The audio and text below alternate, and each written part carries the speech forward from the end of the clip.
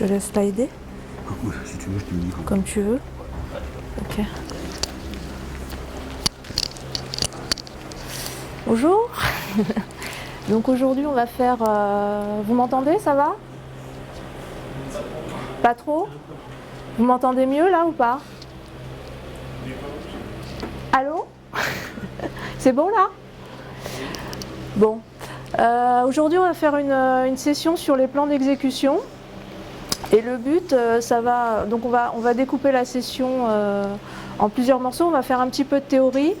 Mais on va surtout essayer de faire de la pratique. Donc essayer de vous montrer des axes d'optimisation à partir des plans d'exécution et puis vous montrer un petit peu la face cachée de l'optimiseur. Voilà. Donc pour faire les présentations rapidement, donc, mon nom est Sarah Bessard, je suis consultante chez Decube.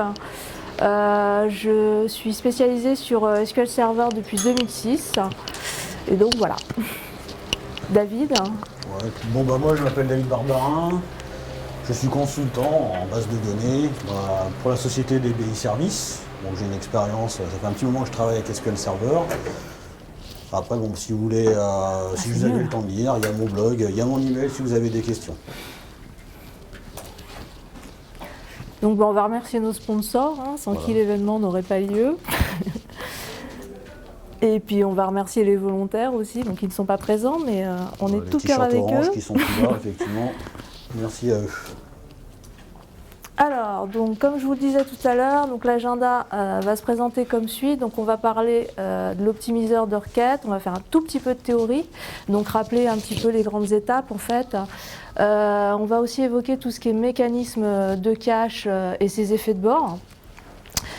Et puis, sur la base d'un exemple concret, on va essayer de dégager à partir d'une procédure stockée de son plan d'exécution quelques patterns d'optimisation.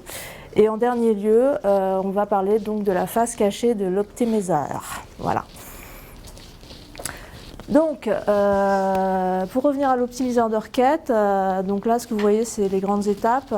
À commencer par le parsing. En fait, lors de cette étape, on va vérifier qu'il n'y a pas d'erreur de syntaxe. On va vérifier qu'il n'y a pas d'expression réservée. Ensuite, on a l'étape de binding, dans laquelle on va faire une résolution de nom au niveau des objets pour vérifier qu'ils sont bien référencés. Et surtout valider que l'utilisateur a bien les droits pour exécuter, pour accéder aux objets concernés. Et puis après, donc en sortie du parsing et du binding, en fait, tu peux slider s'il te plaît, merci. On va avoir, donc en sortie des étapes de parsing et de binding, un arbre logique qui en fait représente les grandes étapes d'une requête. Donc l'arbre logique, c'est ce que vous voyez ici. Donc vous avez des opérations logiques qui par la suite vont être transformées en opérations physiques. Typiquement, pour une jointure, on a 3 algorithmes différents qui vont varier en fonction de la volumétrie. Donc là, dans le cas présent, on a du hash join. Donc on peut, alors, quand on voit la volumétrie qui est brassée, bon ben voilà, c'est pas. On a aussi du merge join. Qui est utilisé à partir du moment où on a beaucoup de lignes à brasser, enfin à rapprocher. Donc l'idée c'est qu'on a une table de build qui va contenir un distinct des valeurs et on va faire un rapprochement avec l'autre entrée, l'entrée la plus importante, à partir de cette table de build. Voilà, c'est un exemple, mais il y en a plein d'autres. Ensuite, le process d'optimisation va démarrer en fait. Donc il y a une simplification. Une simplification qui a lieu, c'est-à-dire qu'on va vérifier qu'il n'y a pas de redondance au niveau des jointures. Si on a, on va les supprimer. Il va aussi y avoir tout ce qui est sous requête, ça va être transformé en jointure. Tous les filtres vont être appliqués le plus tôt possible. Et puis, il va y avoir une détection des contradictions.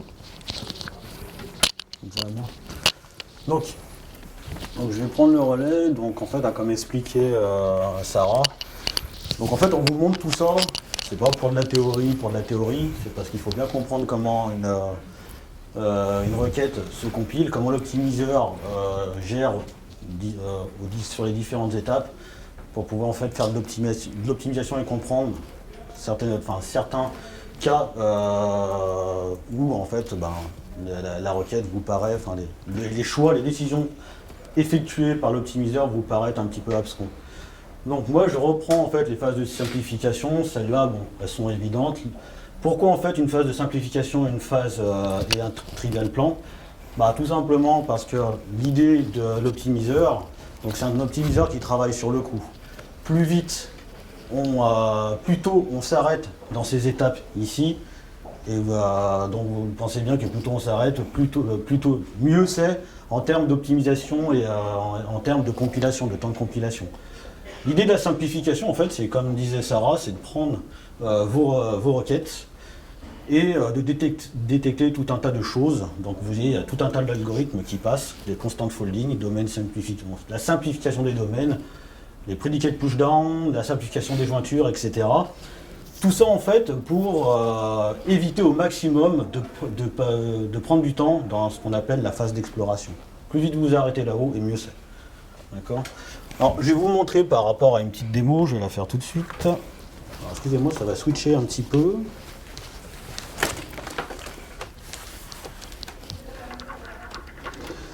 Je vais vous montrer avec quelques cas concrets ce qu'on appelle les différentes méthodes utilisées par SQL Server.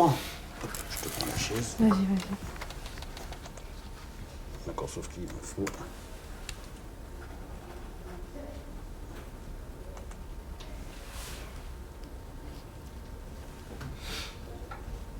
Voilà.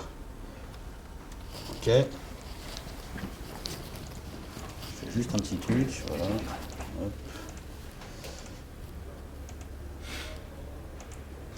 Tout le monde voit ici? Ouais, c'est bon, même au fond? Ok. Je pense que ça devrait être bon. Alors, qu'est-ce qu'on appelle constant folding sur SQL Server? Donc, cette phase-là, en fait, l'idée, c'est de prendre les expressions que vous pouvez avoir dans vos prédicats et les simplifier au maximum. SQL Server est capable de détecter, en fait, de récupérer vos prédicats, des expressions telles que celle-ci. Vous voyez, like, substring, etc. Donc là, c'est un exemple plutôt... on est dans les extrêmes, mais imaginez une application cliente qui vient constituer votre prédicat. Vous pouvez vous retrouver avec des choses de ce genre-là. Si on exécute cette requête, je vais mettre le temps d'exécution, ça sera mieux. Vous voyez qu'ici, en fait, a priori, l'optimiseur est capable d'utiliser un index SIC. Donc je vais simplement sélectionner sur ma table produit, en fait je vais récupérer les noms en fonction de ce prédicat-là. Si je regarde ici, vous voyez que SQL Server a simplifié mon expression en mettant des dollars. En fait, c'est ça le constant folding. Il va simplifier au maximum ce que vous pouvez lui mettre en entrée. Et pour le coup, ici, utilisez l'index SIC. Si on passe à un autre exemple, domaine simplification. Donc même chose, vous pouvez vous retrouver avec ce genre de requête. Donc pareil, je vais sélectionner dans ma table produit. Dans ma table produit, les 10 premières lignes en fonction de ce prédicat. Donc vous voyez qu'ici, en fait, j'ai ma table produit. Donc je vais récupérer les numéros entre 300 et 400, entre 200 et 500 et entre 400 et 600. Si je fais exécuter ça à SQL Server, même chose ici, un index SIC, mais ce qui est surtout intéressant, attendez, je vais monter un petit peu.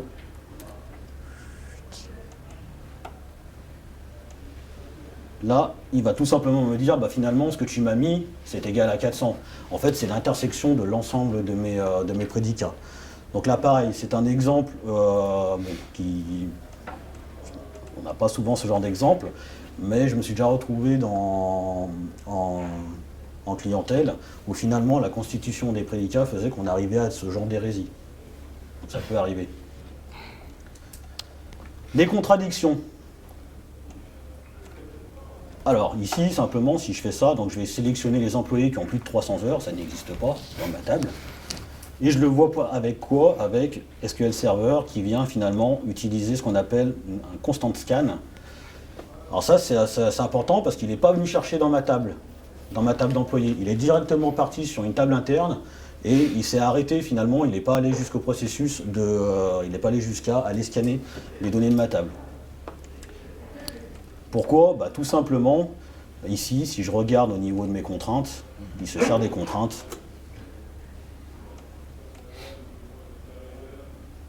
C'est juste comme j'ai laissé le temps d'exécution.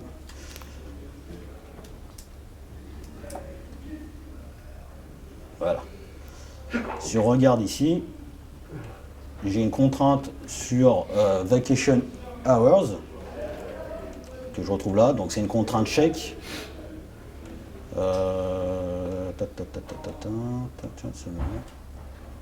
Pardon, elle est ici, excusez-moi. Et vous voyez qu'ici, finalement, en fait, j'ai bien une contrainte qui vient vérifier un domaine de valeur. Donc je suis en dehors, ici je serai à 300. Donc SQL Server n'a même pas besoin d'aller scanner la table. Il comprend directement qu'il n'a pas besoin d'aller récupérer les données dans la table. Ça, on peut le voir. Alors je vais simplement ici mettre un trace flag au niveau de ma requête, query trace on, le 8606 qui me permet d'aller récupérer le fameux arbre logique dont Sarah m'a parlé tout à l'heure. Et donc là, ici, donc vous voyez ici que j'ai mon arbre logique. Donc le but c'est pas de le parcourir, mais vous voyez globalement qu'on a une opération logique de select qui donne une opération logique, une projection au niveau logique qui va récupérer les données de ma table, etc., mes colonnes. Et surtout ici, j'ai mon arbre qui est simplifié, parce qu'il le fait à ce niveau-là, au niveau logique. Il vient finalement faire un scan. Là j'ai constante tab gate, donc c'est ma table interne.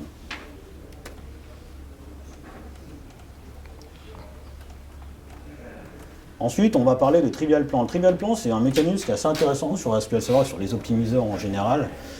Pourquoi? Parce que ça va nous permettre, enfin l'utilisateur va dire au final, bah, je n'ai pas forcément, j'ai pas X moyen d'aller récupérer les valeurs par rapport à ma requête. Donc j'ai un plan qui est évident, donc un plan qui est trivial. C'est ce que je peux voir ici. Donc là, je vais sélectionner un produit en fonction de son nom.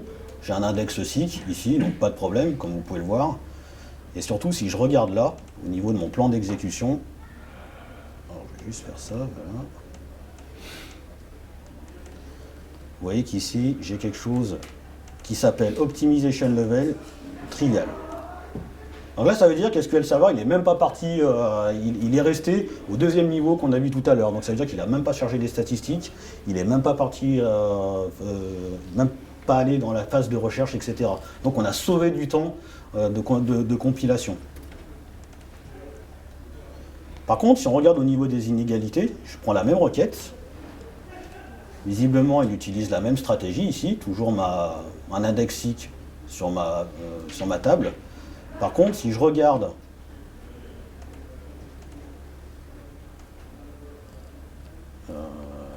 ici, le niveau d'optimisation a changé, il est passé en full. Donc ça, quand je passe en full, ça veut dire que je suis allé charger mes statistiques, il est parti regarder les alternatives, il est parti calculer, essayer de trouver le meilleur plan possible. Pourquoi? Parce que dans ce cas-là, un des meilleurs plans possibles, parce qu'il agit de manière heuristique, dans ce cas-là, il y a peut-être plusieurs façons d'aller finalement récupérer mes données. Donc il est obligé d'aller en fait comparer les différentes solutions.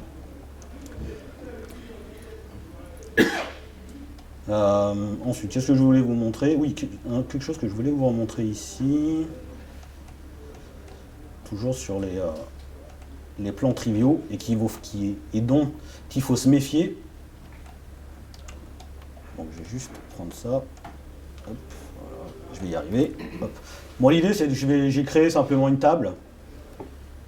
Ici, j'ai fait simplement un select into, donc je crée une table DBO Sales Order Details. C'est la table AdventureWorks, je récupère mes lignes de vente. Donc là, c'est une table sans index cluster, donc c'est une table, c'est un heap, c'est un tas. Il n'y a rien du tout. Si je récupère la même requête que tout à l'heure avec un prédicat différent, donc globalement, je m'attends à un index scan, un table scan ici, ce qui est normal. D'accord? Par contre, si je regarde ici, pareil, hein, il me dit que bon, c'est plutôt trivial, j'ai pas d'index, j'ai rien. J'ai pas d'autre choix que de scanner la table. Donc pas de problème. Maintenant, si j'ajoute un index qui n'a rien à voir, donc je l'ai mis sur le product ID, et donc je n'utilise pas ma colonne Sales Order ID. Si je refais la même chose, vous voyez qu'ici ça a un peu changé. Et là, SQL Server, il va utiliser ce qu'on aime bien de temps en temps, c'est en fait les conseils sur la création d'index. Là, ce que je voulais vous montrer, alors pourquoi ça fait ça? Simplement, si je regarde ici le niveau d'optimisation, il est passé en full. Parce que comme j'ai un index, SQL Server, il va quand même essayer d'aller voir si j'ai pas d'autres alternatives que le table scan pour aller chercher mes données. Là, il n'y en a pas. Mais il est quand même obligé d'aller explorer toutes les phases. Et c'est surtout que les plans triviaux, en fait, désactivent ce genre de choses-là. Donc n'espérez pas avoir cette petite fenêtre qui apparaît pour des plans triviaux. Ça ne veut pas dire que vous n'en avez pas besoin, ça veut dire que SQL Server, de toute façon, lui, pour lui, le plan semble évident, il ne va pas vous proposer d'autres alternatives. Donc il faut se méfier de ça.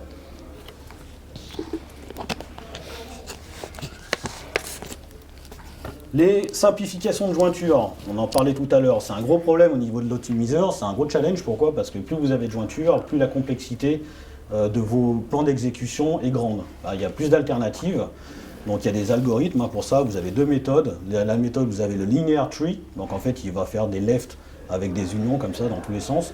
Et il y a le bushy tree, où finalement, en fait, il va essayer d'équilibrer les jointures, pour faire très simple. Donc, a priori, si je regarde ici,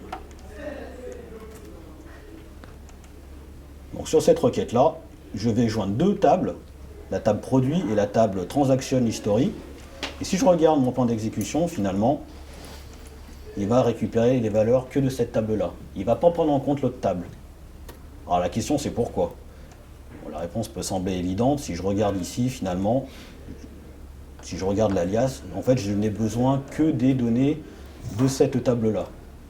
Alors pourquoi il ne va pas scanner ici? Pourquoi il ne va pas récupérer les données d'ici?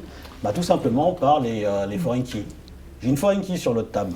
Donc il sait que de toute façon, les valeurs qui existent dans la transaction history existent forcément dans product ID. Il n'a pas besoin d'aller le vérifier. D'accord?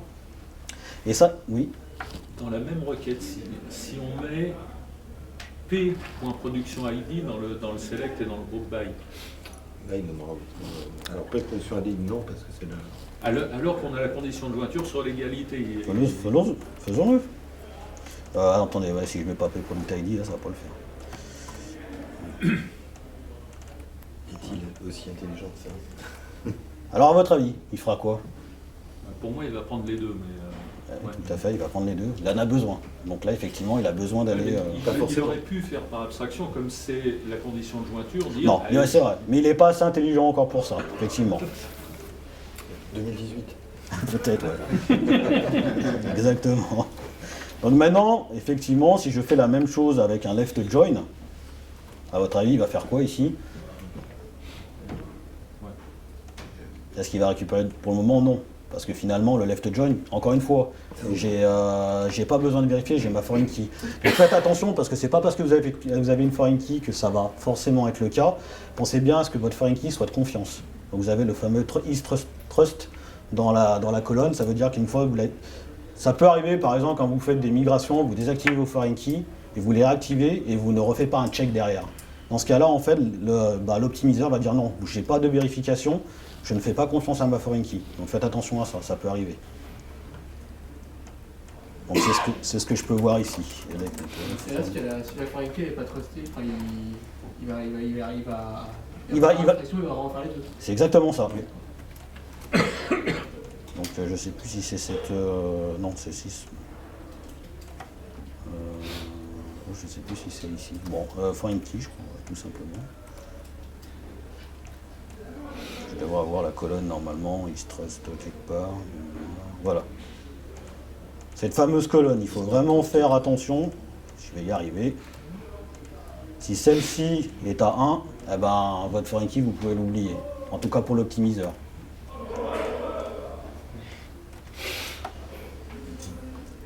Donc enfin, si je fais un right join ici, effectivement, est-ce qu'il va me... Wow, je vais y arriver. Si je fais un right join, tout simplement, là, je suis obligé d'aller regarder. Pourquoi? Parce que je fais un right join de l'autre côté. Ça, sémantiquement parlant, ça veut dire, dans ma table transaction history, j'ai pas forcément, dans ma table product, j'ai pas forcément C'est exactement ça, ouais. Donc dans ma table transaction history, j'ai pas forcément toutes les valeurs de product. Donc du coup, ou l'inverse, je sais plus, je m'en mêle les pinceaux. Donc oui, en fait finalement ici, dans cette table-là, je n'ai pas forcément retrouvé toutes mes valeurs, donc je suis obligé d'aller regarder. Parce que j'ai la fameuse, l'optimiseur est obligé d'aller regarder si j'ai pas des valeurs nulles dans ce cas-là. Donc le write John a tout ça. Le scan de la table fait tout son sens ici. Ça va, j'ai été clair là sur ce. Je me suis un peu embrouillé. Et enfin, dernier exemple, si je prends cette. Alors je vais prendre. Ici, je vais faire comme ça.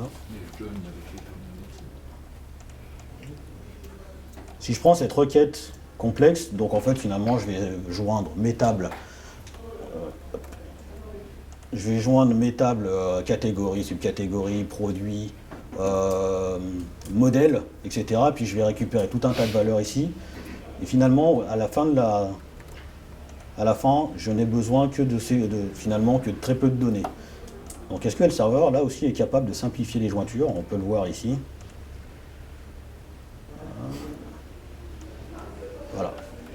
J'ai un joli index X sur product name, sur la table produit. Pourquoi? Bah, tout simplement, finalement, j'ai besoin de quoi dans ma requête? Donc product ID et product name, si je regarde ici, product ID fait partie de la table product, avec l'alias, et product name, qui est juste ici. Donc finalement, comme j'ai des foreign keys partout, donc là, je ne vais pas vous les montrer, mais faites-moi confiance. Pardon, je suis très donc effectivement, il a besoin que de la table produit. Donc voilà pour la démonstration. Désolée. Si je repars ici, c'est encore à moi après, hein, je crois. Donc voilà comment en fait l'optimiseur va traiter, en fait, va prendre en entrée vos requêtes et comment il va pouvoir simplifier. Pour résumer, bon, c'est plutôt ce qu'il fait est plutôt intelligent, parce que c'est vrai que j'ai déjà vu du code où les requêtes étaient relativement mal écrites, mais l'optimiseur il arrivait quand même à faire pas mal de choses en sortie, avant même de passer à cette étape-là.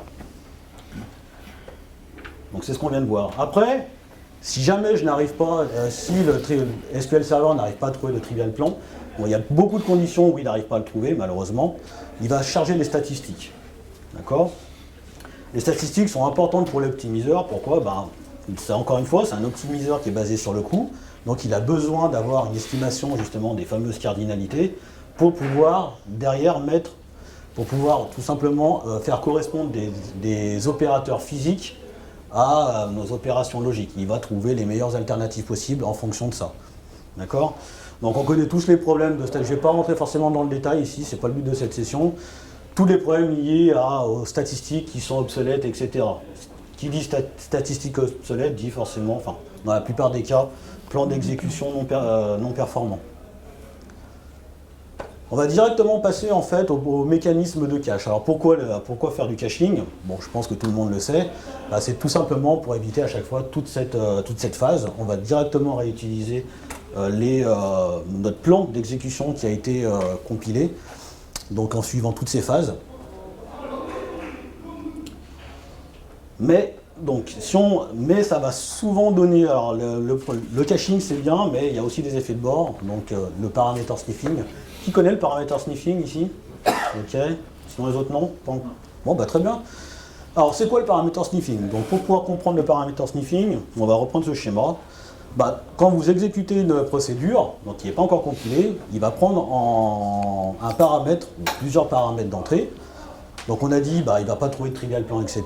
Donc là, il va charger les statistiques. Et en fonction il va estimer les statistiques en fonction de ces fameux paramètres.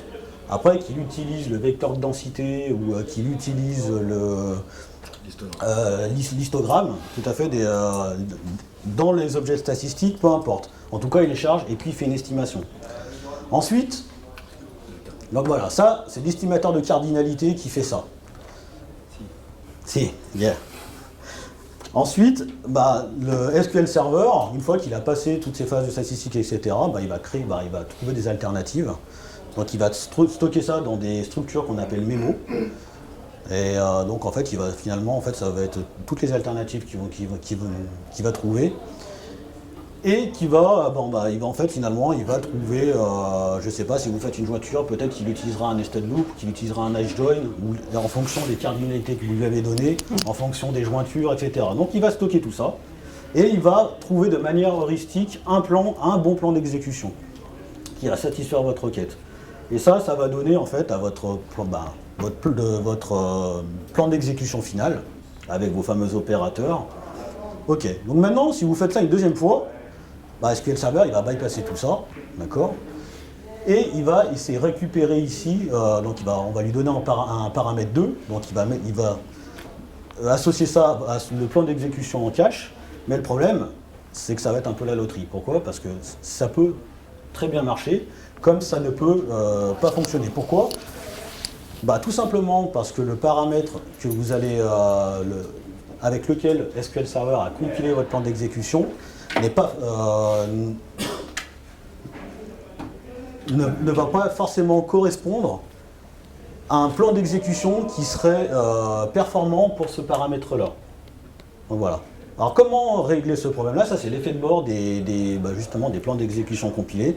En fonction des paramètres, votre plan d'exécution, en fait, il risque de donner des performances plutôt médiocres. Donc c'est ce qu'a expliqué tout à l'heure Isabelle dans sa session. Vous vous retrouvez avec des plans d'exécution, des exécutions qui vont très bien marcher, puis un jour qui vont doubler en termes de temps ou tripler, etc. et qui vont revenir à la normale, etc. Donc c'est ce qu'on appelle le parameter sniffing. Alors comment régler ça? Vous avez plusieurs options sur SQL Server. Je ne vais pas forcément toutes on ne va pas les voir forcément dans le détail. L'Optimize for Adequate Workload, c'est quand vous avez L'Optimize for Adequate Workload vous permet d'optimiser en fait des charges de travail où vous avez des requêtes ad hoc qui passent. Donc ça va en fait paramétriser d'une certaine manière vos requêtes. Qui dit paramétrisation dit vous allez mettre en cache, vous allez donc souffrir finalement de ce qu'on appelle du parameter sniffing. Si vous faites de la paramétrisation forcée, même chose, un mécanisme différent mais qui va donner lieu au même problème quelque part. Les objets compilés, les procédures stockées, les UDF, les triggers, les requêtes préparées, SP prepare ou SP SQL execute avec les options qui vont bien, ce sont des objets compilés. Donc on aura exactement les mêmes problèmes de parameter sniffing. Donc ce n'est pas uniquement lié aux procédures stockées comme on peut l'entendre bien souvent. Donc simplement pour vous montrer un problème, pour bien vous situer le problème, je vais essayer de vous faire une démo pareil. Alors, simplement pour vous montrer ici, pareil, je vais utiliser un trace flag. Ce trace flag là, il vous permet d'aller voir les statistiques qui sont utilisées lors de l'exécution de votre requête. Si je prends un plan d'exécution trivial, donc si je mets déjà, voilà. Donc le plan d'exécution est trivial ici. Donc on a dit normalement il s'arrête avant la phase de chargement des statistiques. Il n'a pas besoin de statistiques. Donc pour pouvoir faire ça, il suffit d'aller regarder dans le plan, dans le format XML. Et normalement ici vous avez une rubrique en plus, mode track info si je m'en souviens bien, et là vous n'avez rien. Donc j'ai vérifié, faites-moi confiance. Donc j'ai pas de chargement de statistiques. Si je fais la même chose avec un plan en full optimization, donc qui passe toutes les étapes, ici, si je regarde le plan d'exécution XML, vous pouvez voir qu'ici, il est venu me charger cette statistique-là. Donc ça, si c'est pas mal si vous voulez faire du debug au niveau de... vous doutez d'un problème de statistique, vous voulez savoir quelle statistique il a utilisé dans un plan d'exécution, ce trace flag là, il peut être très utile.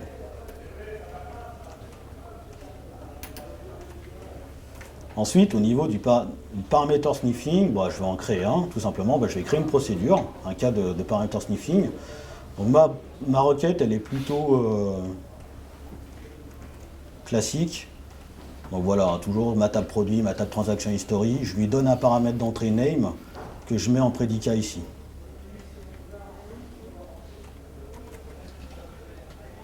Donc maintenant, si j'exécute mes trois, voilà.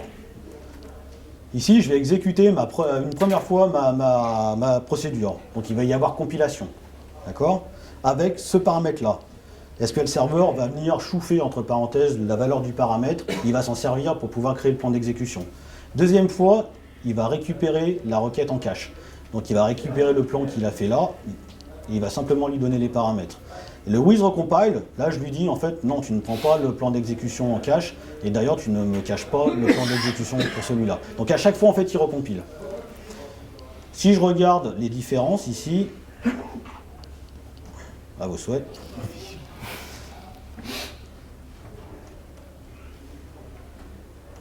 Ok, donc vous voyez, donc globalement on a la même chose là, on va pas avoir tout ici. Ok, donc là j'ai à peu près, j'ai globalement le même plan pour les deux, ce qui est normal en fait, hein, je compile et puis je récupère le plan en cache. Donc j'ai potentiellement le même plan d'exécution. Et ici, quand je recompile, effectivement, vous voyez que le plan a plutôt changé. Si je regarde l'estimation des coûts, si je fais une comparaison bête et méchant, vous voyez qu'ici je suis à 30%, 30% et ici à 39%.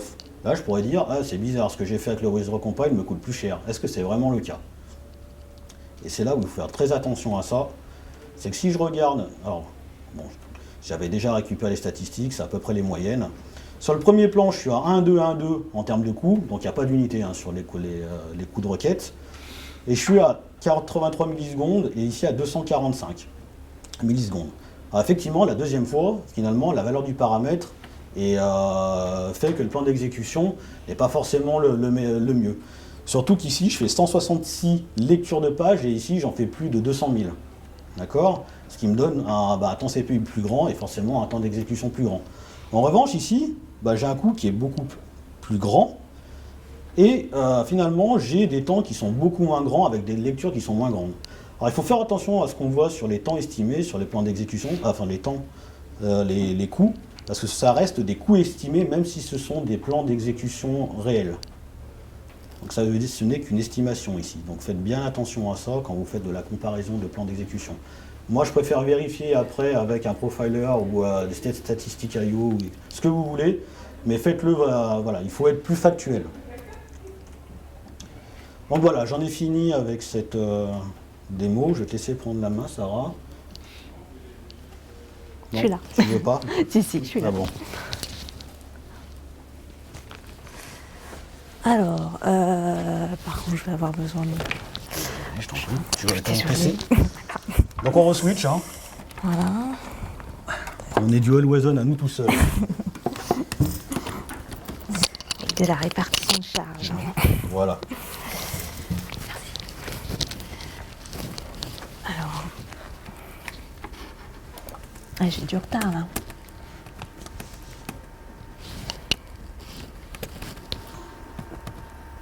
Ah, excusez-moi. Donc ce qu'on va faire, c'est ressortir quelques patterns d'optimisation à partir d'un exemple. Donc on va parler un petit peu de kitchen sink, de conditions sargables. On va aussi comparer un petit peu les différences qu'on peut avoir entre une table temporaire classique et une variable de type table. Parce que le choix n'est pas toujours évident, donc là vous allez avoir un petit récapitulatif qui va vous permettre d'arbitrer ce choix intelligemment. Et puis on va également parler de tout ce qui est filtre résiduel. Et pour ce qui est du plan d'exécution, on va travailler en fait avec SQL Sentry. Alors SQL Sentry, c'est un utilitaire qui en fait... Qui utilise SQL Sentry? Peut-être qu'il y a des gens qui connaissent. Explorer, voilà. Plan Explorer, oui. SQL Sentry, Plan Explorer. C'est ça, voilà. C'est le même. Non. Alors ça, c'est un super outil si vous voulez Effectivement. faire du troubleshooting. Ça va vous expliquer. Alors ça a le mérite d'être distribué gratuitement et surtout ça facilite grandement la lecture des plans, comme vous pouvez le voir à l'écran. On va retrouver en fait différentes sections, enfin différentes vues même, j'ai envie de dire, comme le top des opérations. Il va mettre en évidence certaines informations, typiquement des index scan sur des tables qui contiennent plus de 100 enregistrements, mais il va aussi peut-être vous permettre de dégager une problématique de stats en comparant le nombre de lignes estimé est réel. Alors c'est pas toujours vrai, hein, donc méfiance. Et puis vous allez retrouver sensiblement la même chose donc, que dans un plan d'exécution classique, donc le diagramme, vous allez retrouver la requête associée, les colonnes, le plan sous forme d'arbre, etc. Et puis le plan sous format XML. Voilà. Donc on va prendre un exemple.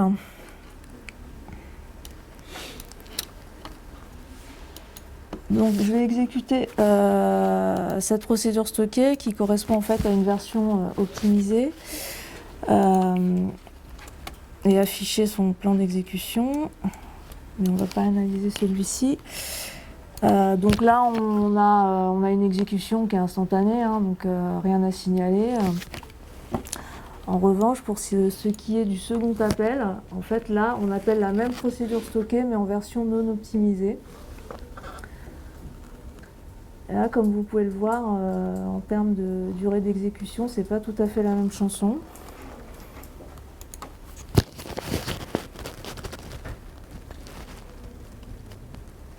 Voilà, ça arrive. Donc on affiche la même information. Donc il lui faut 20 secondes pour afficher une ligne. C'est quand même beaucoup. Donc ce qu'on va faire, c'est analyser le plan d'exécution à partir d'SQL Centric. Plan Explorer. Et en fait, plutôt que... donc là, pour nos procédures stockées, on va retrouver en fait la liste des requêtes par ordre d'appel, avec un coût associé. Et plutôt que de se concentrer sur les appels qui sont les plus coûteux, comme celui-ci par exemple, donc c'est en gros, cet appel représente 99% du coût total de la procédure stockée. Ce qu'on va faire, c'est essayer d'évaluer la pertinence de chacun de ces appels pour optimiser, mais aussi pour clarifier un peu le code. À commencer par les deux premiers appels. Alors, pour ce qui est des deux premiers appels, qu'est-ce qu'ils font? En fait, si j'affiche la statement, ils vérifient la présence de tables temporaires. Si elles existent, elles sont supprimées. Alors, au sein d'une procédure stockée, ça sert strictement à rien. C'est automatique, en fait. Donc, bien que le coût soit de 0%, ça surcharge inutilement le code. Donc, on va l'enlever purement et simplement en sachant que la procédure stockée ne sera pas en erreur. Pour ce qui est du troisième appel, le troisième appel va alimenter une table temporaire à partir de 4 select. Voilà. On va aller voir de plus près comment ça se passe au niveau de ces selects. Tout le monde voit là, ça va? Ok. Donc, sur ces 4 selects, en fait, on a des table scans. Bon, alors la volumétrie n'est pas très importante dans le cas présent, mais ce sera pas toujours le cas. Donc des table scans, ça implique de parcourir toute la table. On en a 3 sur 4 en fait. On a une autre indication sur le plan qui est le read lookup. Alors le read lookup, je ne sais pas si ça vous parle. D'accord. Est-ce que le key lookup vous dit quelque chose? D'accord. Alors, en fait, le read lookup, je vais d'abord expliquer ce qu'est le key lookup, parce que c'est sensiblement la même chose. Le key lookup, c'est quand on ne peut pas satisfaire, quand un index ne peut pas satisfaire toutes les colonnes qui sont présentes dans la clause select. Ce qu'il fait, c'est qu'il va aller rechercher dans l'index cluster, qui lui contient toutes les colonnes, il va aller chercher les informations qui l'intéressent en plus. D'accord. Donc je ne sais pas si on peut le voir ailleurs, le key lookup. Toc, toc, toc.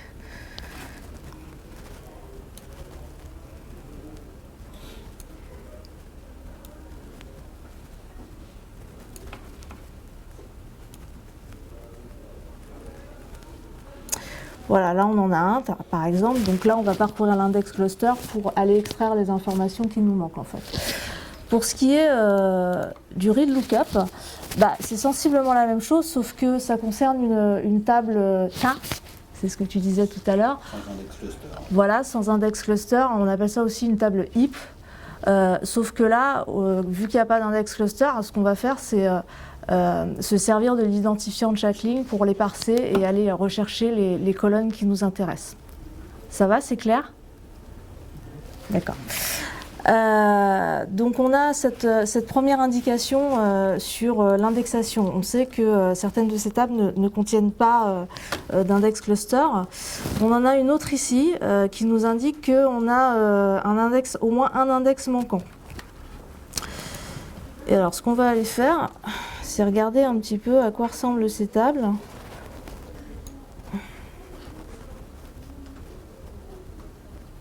Alors on va plutôt...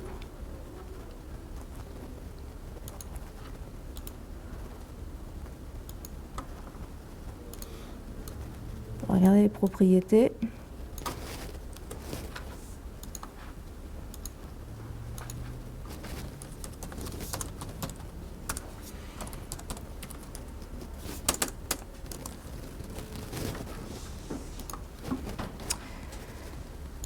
Donc c'est les trois tables qui génèrent du table scan en fait sont des tables de correspondance qui ne référencent en fait que des clés étrangères. Donc en fait ça c'est quelque chose d'assez récurrent, le fait que les clés étrangères ne soient pas indexées. En fait c'est un peu l'indexation des clés étrangères, c'est un petit peu comme les antibiotiques, c'est pas automatique, donc il faut juste que vous le gardiez à l'esprit. Vous créez des clés étrangères, très bien, ça va optimiser vos plans comme l'expliquait tout à l'heure David. En revanche, il faut juste penser à les indexer. Bon, là, c'est pas du tout le cas. Donc là, on a 3 tables sur 4 qui sont concernées. Donc encore une fois, au regard de la cardinalité, donc les flèches que vous voyez entre chaque opération correspondent à la volumétrie brassée. La cardinalité n'est pas importante, mais ça pourrait être le cas. Donc il faut juste faire attention à ça. Vous avez également un sort qui apparaît là. Et en fait, le sort, en fait, il correspond à la clause union qu'on retrouve là. Est-ce que quelqu'un peut me dire ce que fait le union versus le union all? Exactement. Donc on va supprimer les doublons. Alors, ce qui fait que derrière, on va forcément ordonner les résultats. Est-ce bien nécessaire? Pas forcément. Donc c'est pareil, soyez attentifs à ça. Là, je pense que ça n'est pas le cas. Mais voilà, posez-vous la question. Voilà, j'aurais plutôt tendance à dire que le union all serait plus adapté dans le cas présent. Ensuite, qu'est-ce qu'on fait de cette table temporaire? On va aller voir. Cette table temporaire, en fait, elle va servir un petit peu plus tard. Oups, c'est pas le bon plan, excusez-moi. En fait, elle va être exploitée au niveau du 5e appel, qui est le plus coûteux, en fait, du plan. Pour rappel, donc on va aller voir. Je suis où, là? Parce que... D'accord. Ok.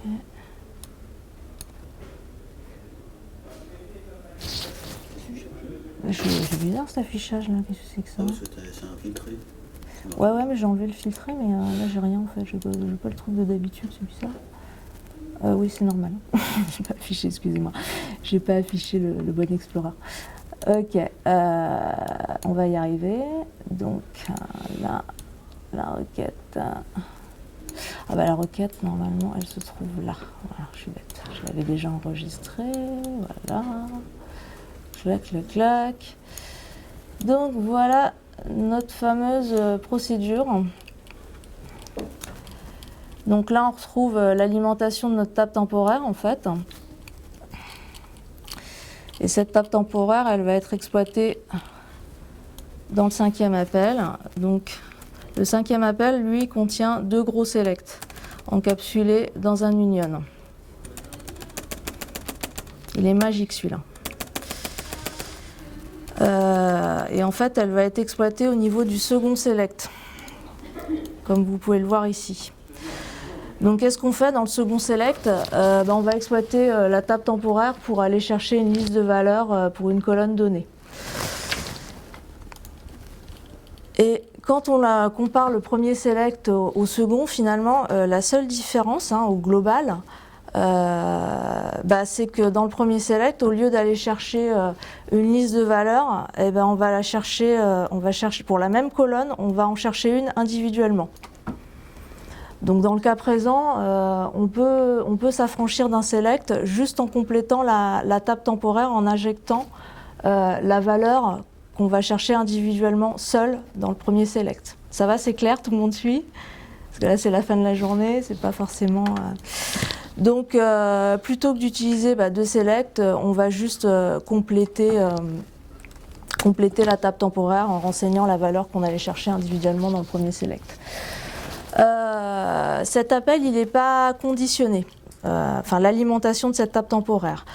Alors que finalement, dans chacun des selects, on vérifie qu'il y a un paramètre en particulier qui est renseigné pour interroger cette table temporaire ou pour aller chercher la valeur individuellement. Donc ce qu'on va faire aussi, c'est rajouter une condition avant d'envisager de populer la table temporaire pour vérifier que le paramètre a bien été renseigné et économiser un appel.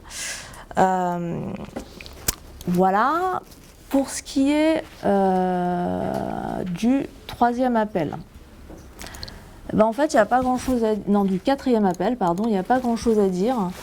Il n'y a pas grand-chose à dire parce que là, vous voyez, on a un coût de 0%. Bon, si on affiche la statement, ça correspond à ça, en fait. Voilà. On a un coût de 0%. Le plan a été tagué comme étant trivial. Et l'index, en fait, voilà, vous le voyez là, le trivial, il est à ce niveau-là. Donc le sous-plan de cette requête a été tagué comme trivial et l'index, en fait, qui est utilisé pour cette requête est tout à fait pertinent. Donc il n'y a rien à signaler sur cet appel et en plus, cerise sur le gâteau, cet appel n'est fait que si on a renseigné un certain paramètre. Il n'est pas fait pour rien. On va passer au cinquième appel, qui est donc le plus coûteux du plan. Alors là, on est plutôt gâté, parce qu'on a des index scan en pagaille pour commencer, c'est-à-dire qu'on va parcourir à chaque fois l'intégralité de l'index versus indexic pour aller extraire les informations qui nous intéressent. Il y a un autre indicateur qui est la taille des flux de données entre chaque opération qui est relativement importante, comme vous pouvez le voir, sur chaque opération.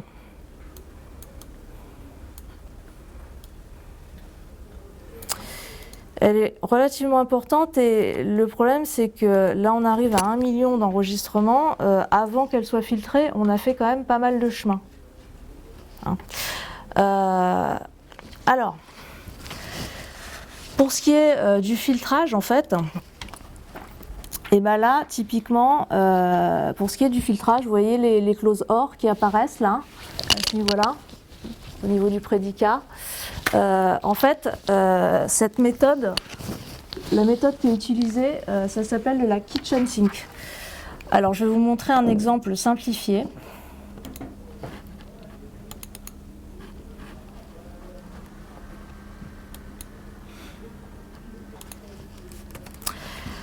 Alors le but de la kitchen sink, c'est d'essayer de satisfaire le plus de conditions possibles.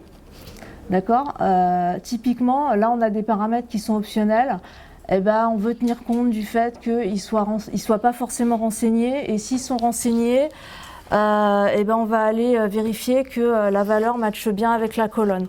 Ce qui va se traduire par on vérifie, tu as le droit d'être nul, et puis si tu n'es pas nul, alors on va checker ta valeur. Et on fait ça pour chaque critère.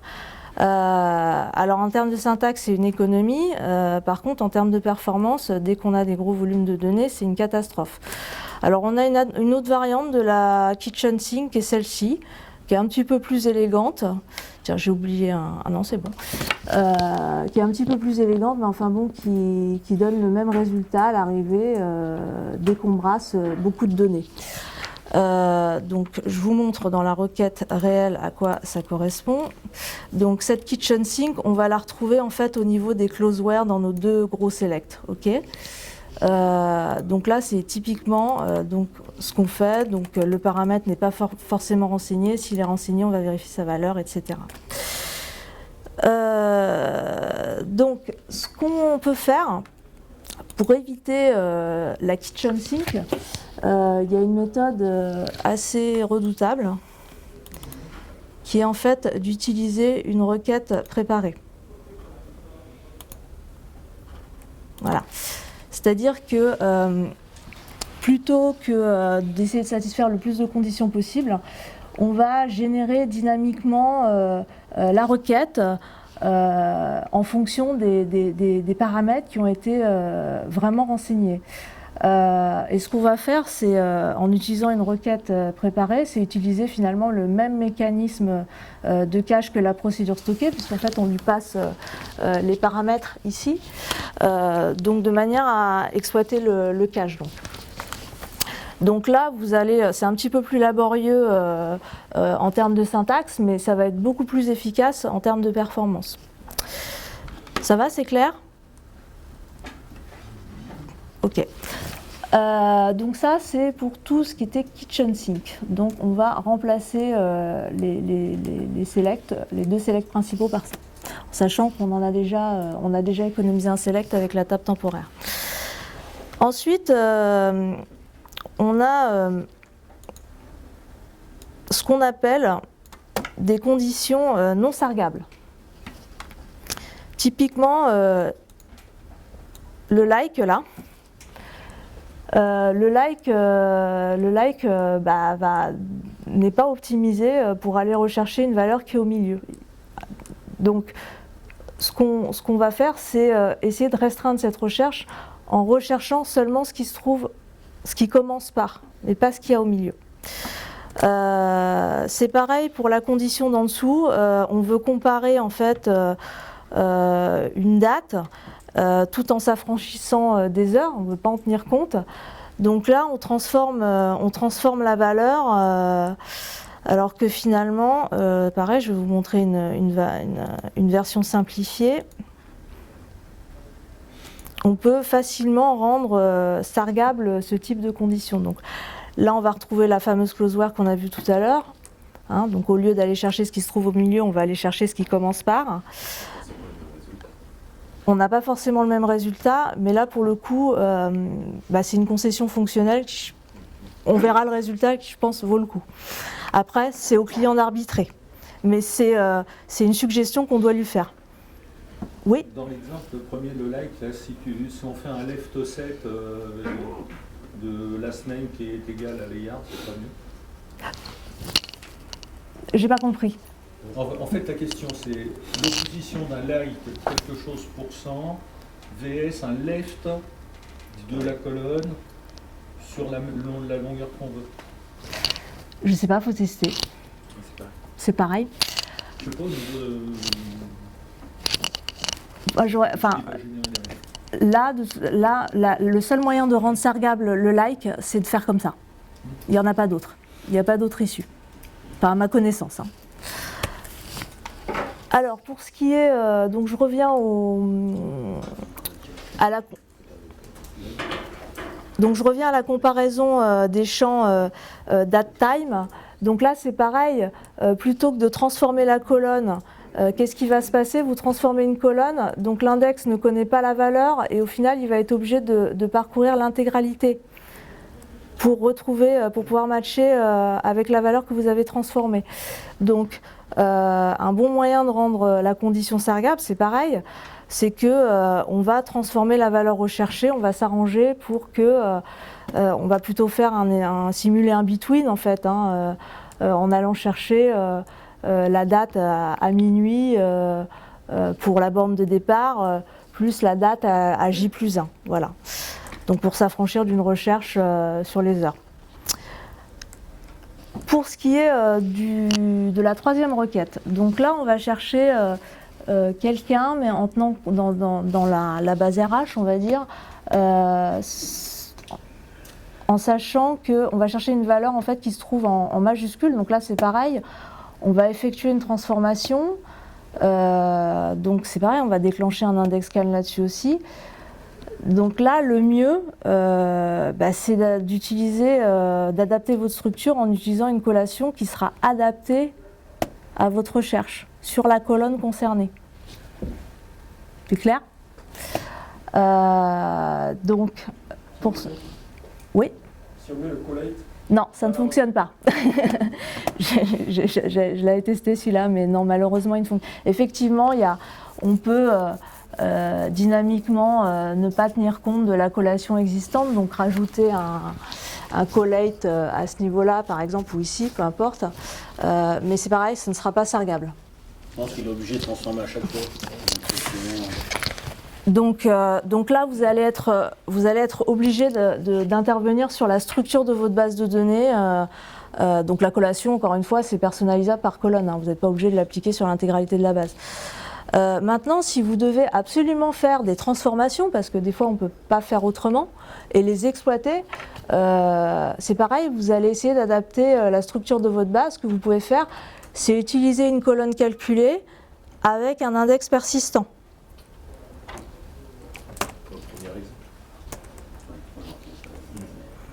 Oui, effectivement, ça peut être une alternative. Donc, voilà pour ce qui est des conditions sargables.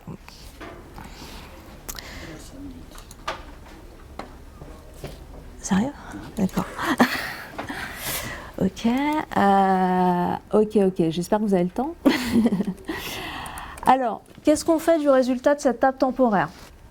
En fait, le résultat de cette table temporaire, de la table temporaire, excusez-moi, du gros select là, ce qu'on va faire, c'est l'injecter justement dans une table temporaire.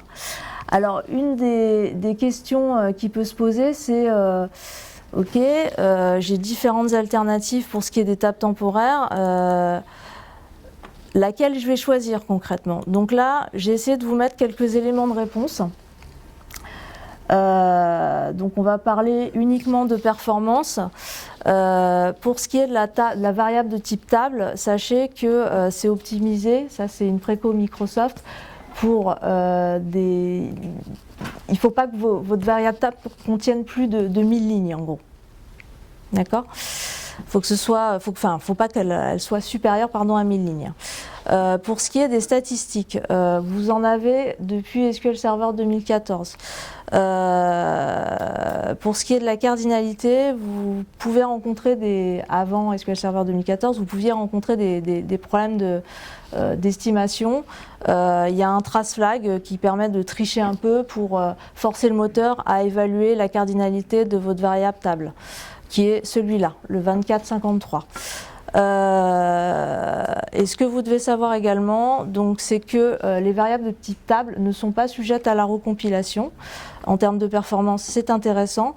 Par contre, vous ne pourrez pas exploiter le parallélisme, vous ne pourrez pas les encapsuler dans les transactions. Donc voilà, c'est pas une liste exhaustive, mais voilà, vous avez quelques éléments de réponse. Donc on va revenir sur notre procédure stockée. Donc une fois qu'on a injecté le résultat du gros select dans une table temporaire, en fait on va appliquer un nouveau filtre qui consiste en fait à supprimer tout ce qui ne fait pas partie du top 300 par ordre d'émission de facture. Alors, le problème de cet appel, ça part plutôt d'un bon sentiment, c'est plutôt une bonne pratique de limiter la volumétrie renvoyée, surtout s'il est question de données comptables. Par contre, c'est pas fait au bon moment. On aurait dû le faire beaucoup plus en amont, c'est-à-dire au moins dès le 5e appel. Et c'est pas fait de la bonne façon. Donc pour rappel, on a injecté le résultat dans une table temporaire classique. Ce delete, typiquement, il va générer de la recompilation derrière. Donc c'est absolument pas l'idéal. Et finalement, il s'est avéré qu'à l'issue des tests, ce qui était le plus performant, c'était d'utiliser une variable de type table. Donc ça, il faut le proscrire. Le top, il devrait être appliqué dès le 5e appel en fait. Pour ce qui est du dernier appel qu'on voit là, en fait, une fois qu'on a que notre échantillon de données est prêt, qu'on a le top 300, en fait, on va chercher des informations un petit peu plus détaillées. Donc on va faire des sommes, ce genre de choses. Et en fait, dans cet appel, on va retrouver, donc si je l'affiche là, ce sera peut-être plus parlant. On va retrouver des sous-requêtes dans le select, ce qui n'est pas l'idéal. Ça ne permet pas de réexploiter le résultat à différents endroits. Donc plutôt que de faire ça, j'ai remplacé ça par des apply. Voilà. Donc au final, qu'est-ce qu'on a fait ?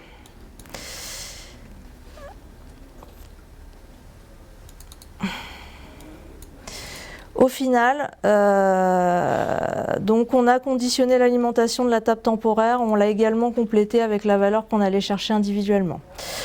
On a utilisé une requête préparée et on a utilisé le top 300 dedans, d'accord ? Donc dès le départ. On a essayé de rendre sargables certaines conditions. On a injecté le résultat dans une variable de type table. Bon, là c'est conforme, on renvoie toujours le top 300, donc on ne dépassera jamais 1000 enregistrements.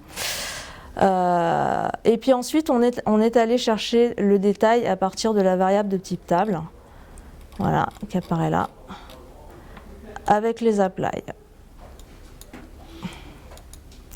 Donc, au final, si on compare les performances,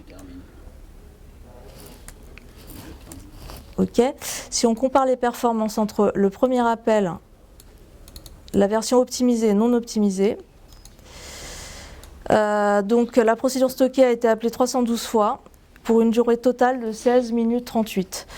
En version optimisée, elle a pris 9 secondes. On a également diminué les compteurs CPU read et write. Ok. Donc ce qui restait à faire néanmoins, c'est qu'en observant le détail des appels, des 312 appels, en fait, globalement on est plutôt bien au niveau des durées d'exécution, à l'exception d'un appel qui prend plus de 4 secondes, c'est-à-dire la moitié de la durée totale d'exécution pour les 312 appels, c'est beaucoup. Et donc en fait, pour faire simple et aller vite, on était confronté à une problématique de stats là pour le coup, des stats qui n'étaient pas plus à jour suite à différents traitements. Donc au final, on a rejoué la trace de relecture, sauf qu'entre-temps on a mis à jour les stats. Et là, on a encore gagné en temps d'exécution sur les 312 appels, parce qu'on est passé à 6 secondes au total pour les 312 appels. Voilà. Bon, j'espère que cette démo a été parlante. C'était pas trop compliqué à suivre, enfin trop, parce que là c'est la fin de la journée, c'est pas l'idéal, mais voilà. Merci.